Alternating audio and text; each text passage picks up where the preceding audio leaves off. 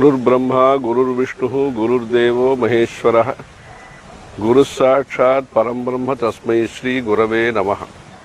నారాయణం పద్మభువం వసిష్ఠం శక్తించ తత్పుత్ర పరాశరంచ వ్యాసం శుకం గౌడపదం మహాంతం గోవిందయోగీంద్రం అథాస్య శిష్యం శ్రీశంకరాచార్య మథాస్య పద్మపాదంచ హస్తామలకంచ శిష్యం తం తోటకం వార్తికకారమన్యాన్ అస్మద్గురూన్ సంతతమానతోస్మి. సదాశివ సమారంభాం శంకరాచార్య మధ్యమాం అస్మదాచార్య పర్యంతాం వందే గురు పరంపరాం. లోకంలో ఈ భారతదేశం అనేది ధర్మ ప్రచార భూమి, పుణ్యభూమి, కర్మభూమి, లోకానికి మానవతా విలువల్ని అందించిన భూమి. ఈ ప్రశస్తికి, ఈ ప్రాముఖ్యతకి కారణం ఏమి అని ఆలోచిస్తే ధర్మమే దానికి ముఖ్యమైన కారణం.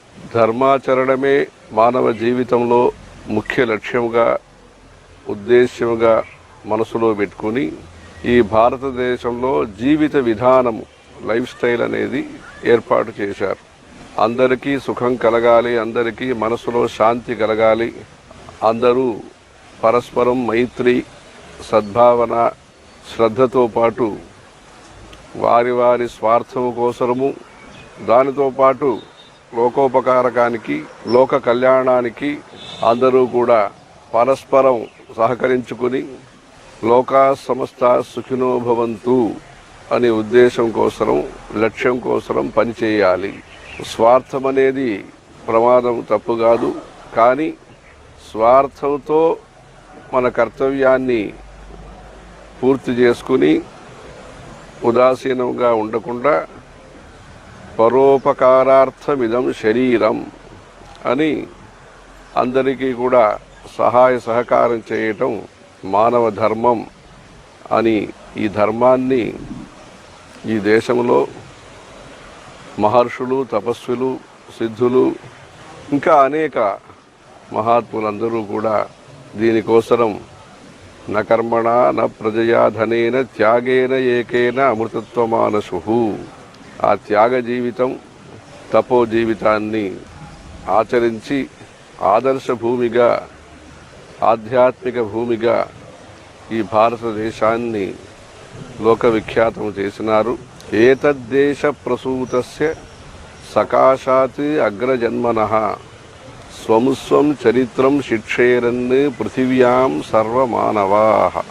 లోకములో ప్రజలందరూ కూడా, ఏ దేశానికి చెందిన వారైనా అందరూ కూడా ఈ దేశంలో, భారతదేశంలో పుట్టి పెరిగి సాధనలు చేసి తపస్సంపదని పొందిన మహాత్ముల యొక్క మార్గదర్శనం చేత ఎక్కడ ఉన్నవారైనా ఒక మనుష్యుడుగా పుట్టినవారు.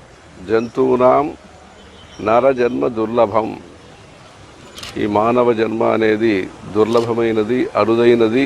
భగవంతుడి యొక్క అనుగ్రహం చేత లభించే అపూర్వ అనుగ్రహం, అపూర్వ సాధనం.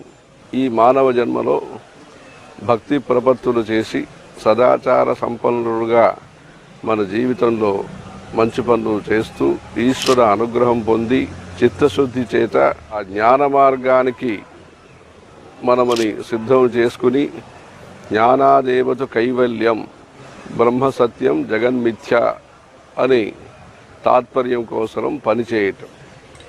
ఆ బ్రహ్మసత్యమని తెలుసుకోవటానికి, జగత్తు మిథ్య, ఈ లోకమనేది నిజము కాదు అని తెలుసుకోవటానికి ధర్మ విజ్ఞానం, ధర్మ అనుష్ఠానం, ధర్మంలో ఆసక్తి, ధర్మంలో శ్రద్ధ మనకు కలగాలి. ఆ ధర్మమే అందరినీ కూడా ఒక మంచి దారిలో ఉండటానికి ఆదేశిస్తున్నది, దిశానిర్దేశం చేస్తున్నది. మనం ఇలా ఉండాలి, ఇలా ఉండకూడదని. అందుకే అందరూ ధర్మాన్ని కాపాడాలి, మా వంశంలో, మా కుటుంబంలో ధర్మాన్ని కాపాడాలి, ఈ దేశంలో ధర్మాన్ని కాపాడాలి, ఈ సమాజంలో ధార్మిక విశ్వాసాన్ని, ధార్మిక ప్రవృత్తుల్ని కాపాడాలి అని ధర్మాన్ని ప్రధానంగా పెట్టుకుని అందరూ సంకల్పాలు చేసేదానికి ఇదే ఉద్దేశ్యము. ధర్మో విశ్వస్య జగత ప్రతిష్ట తస్మాత్ ధర్మం పరమం వదంతి. అందుకని ధారణా ధర్మ, ఈ లోకాన్ని స్థిరముగా శాశ్వతముగా అనుకూల వాతావరణంలో సకారాత్మకమంటారు, పాజిటివ్ ఉద్దేశ్యం. మనము బాగుండాలి, అందరూ బాగుండాలనే మంచి ఉద్దేశ్యంతో ఈ లోక పర్యావరణాన్ని, ఎన్విరాన్మెంట్ని తయారు చేసేది ధర్మం. అందుకని ధర్మో రక్షతి రక్షిత అని చెప్తాం. ఆ ధర్మాన్ని మనం తెలుసుకోవటానికి ముఖ్య ఉపదేశ వాక్యాలు ఏమంటే వేదవాక్యములు. వేదోఖిలో ధర్మమూలం.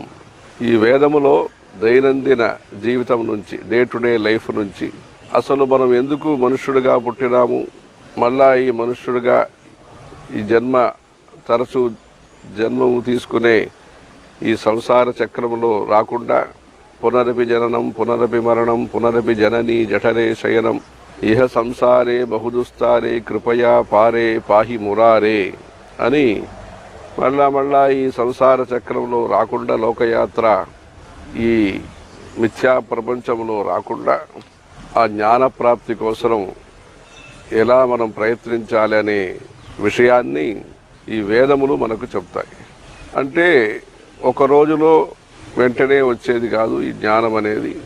అనేక జన్మ సంసిద్ధ తతో యాతి పరాంగతిం అభ్యాసేన తు కౌంతేయ వైరాగ్యేణ చ గృహ్యతే అని చెప్పి, అభ్యాసము సత్సంగము చేత ఈ మనకు చిత్తశుద్ధి జ్ఞానం కలుగుతున్నది. దానికోసం నిత్య కర్మానుష్ఠానం అవసరము.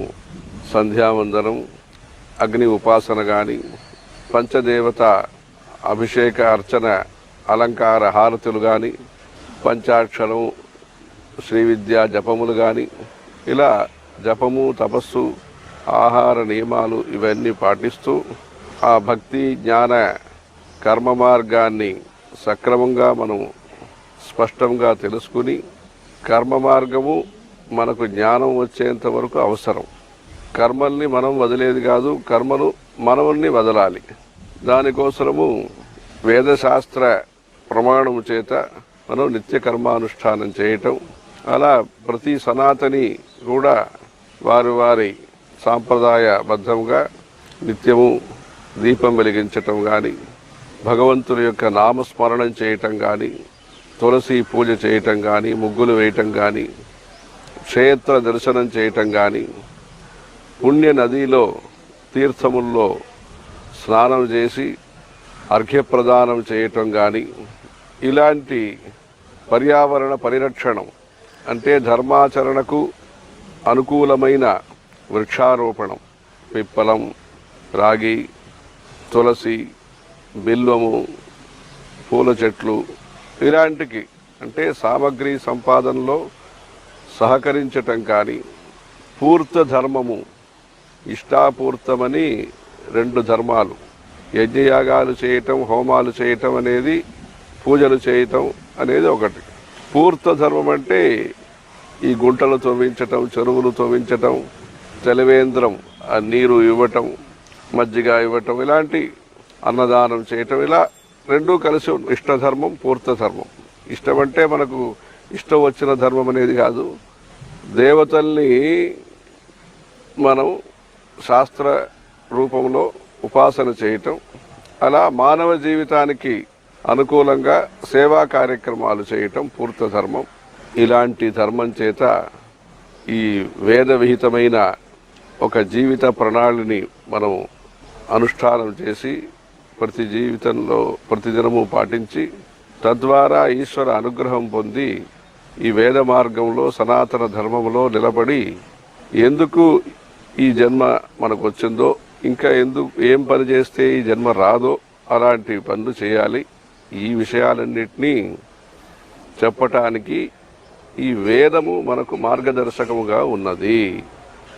వేదం అనేది ఎవరో రాసిన పుస్తకము కాదు, భగవంతుడి యొక్క ఊపిరి, ప్రాణము, ఉచ్ఛ్వాస నిశ్వాసభూతం యస్య నిశ్వసితం వేదా అపౌరుషేయము. ఆ వేదం అనేది ఇప్పుడు మనకి పూర్తిగా లభించలేదు. గురు శిష్య పరంపర ద్వారా గురుకులంలో అధ్యయనం చేయబడి శృతి అంటారు, విని విని విని విని ఆ మంత్రాలు ఉపదేశాలని కాపాడుతూ వచ్చారు. భగవంతుడు అవతారం అని చేస్తారు. యదా యదా హి ధర్మస్య గ్లానిర్భవతి భారత అభ్యుత్థానం అధర్మస్య తదా ఆత్మానం సృజామ్యహం. ఎప్పుడెప్పుడైతే ఈ ధర్మానికి గ్లాని అభావం కనిపిస్తుందో, లేదు తక్కువ కనిపిస్తుందో, కష్టం అనిపిస్తుందో, అప్పుడు భగవంతుడు ఏదో ఒక రూపం తీసుకుని దైవం మానుష రూపేణ ఆయన అవతారం చేస్తారు. వైకుంఠంలో ఉండే భగవంతుడు ఇక్కడ భూలోకానికి వచ్చి ధర్మాన్ని సంస్థాపన చేస్తారు, ధర్మ సంరక్షణము చేస్తారు. ఇలా చేస్తూ వస్తున్నారు. దాంట్లో మొదటి అవతారము ఎందుకు తీసుకున్నారు, ఏ ఉద్దేశం కోసరం, ఏ సంకల్పం కోసరం, ఏ లక్ష్యం కోసరం అవతారం భగవంతుడు గ్రహించారని ఆలోచిస్తే వేదానుద్ధరతే, వేదముల్ని కాపాడటం కోసం మొదటి అవతారము. వేదానుద్ధరతే జగన్నివహతే భూగోళముద్బిభ్రతే దైత్యం ధారయతే బలిం చలయతే క్షత్రక్షయం కుర్వతే పౌలస్త్యం హరతే అని ఎలా చెప్తూ దశాకృతి కృతే కృష్ణాయ తుభ్యం నమః అని దశావతారం తీసుకున్నారు. దాంట్లో మొదటి అవతారము వేదము కాపాడటం కోసం మత్స్యావతారము. ఆ వేదనారాయణ స్వామిగా వచ్చిన భగవంతుడు వేదాల్ని కాపాడి మనకు జ్ఞానాన్ని ప్రసాదించినారు. ఈ కలియుగంలో ఈ వేద ధర్మాన్ని, సనాతన ధర్మాన్ని కాపాడటం కోసము పరమేశ్వరుడి యొక్క అవతారముగా కేరళ దేశంలో కాలటి అనే గ్రామంలో ఆదిశంకర భగవత్పాదులు అవతరించినారు. వారు 32 వయసు లోపల ఈ భూలోకంలో సంచారం పాదయాత్ర చేసి సన్యాసాశ్రమం నర్మదా నదీ తీరములో గోవింద భగవత్పాదులు అని ప్రసిద్ధ మహాత్ముల చేత సన్యాసం తీసుకుని వారి ద్వారా సర్వ వేదాంత సిద్ధాంత గోచరం తమగోచరం గోవిందం పరమానందం సద్గురుం ప్రణతోస్మ్యహం అని వారు చెప్తున్నారు భగవత్పాదాచార్యులు. అక్కడి నుంచి కాశీకి వెళ్ళి అనేక క్షేత్రాలు, ఈరోజు మనకు సౌకర్యాలు ఉన్నా మనం వెళ్ళలేకపోతున్నామనేది విషయం వేరు.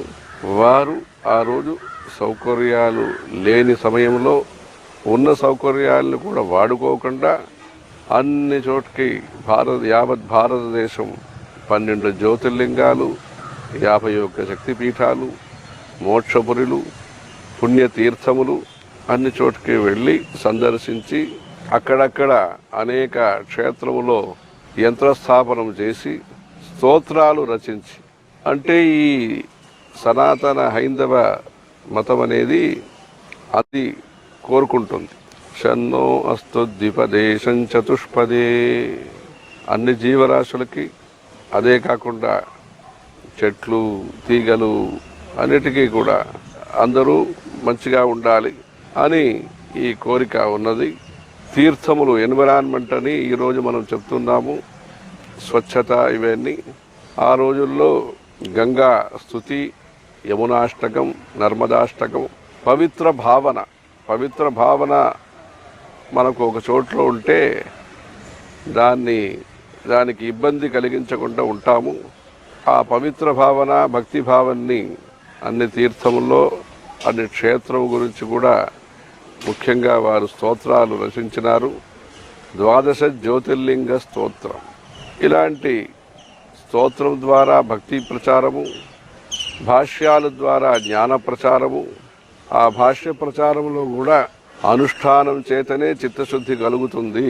అందుకని కర్మ ఫలములో మనకు ఆసక్తి ఉండకూడదు, కర్మ అనుష్ఠానం చేయాలని వారు కర్మ మార్గము, భక్తి మార్గము, జ్ఞాన మార్గము అన్నిటికీ కూడా సరైన వ్యాఖ్యానము, స్పష్టత చేసి ఈ భారతదేశం ఆధ్యాత్మిక భూమి.